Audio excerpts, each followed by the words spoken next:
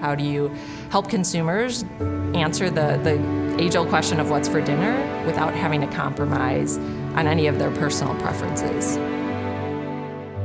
It's sort of a multi-dimensional challenge of like, what are our preferences? What do we have on hand? What's our budget? What allergies or food intolerances do different people have? You know, what have we had recently? How do we still have some variety and not end up kind of just stuck in a rut doing the same thing all the time? But that's kind of a multi-dimensional thing. It's hard for people to keep in their heads, but is actually something that software can be really good at. We call it Meal Hero. It's the world's best meal planning tool, seamlessly connected to grocery e-commerce. People are too busy to cook these days, so they want someone to do the logistics for them. Tell me what I should cook. Tell me how I should cook it. Where should I buy the ingredients? Where in the store should I go? How long is it going to take?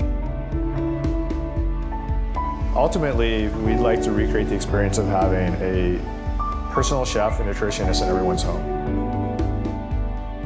What can I make with the broccoli I have in my fridge that my daughter will like?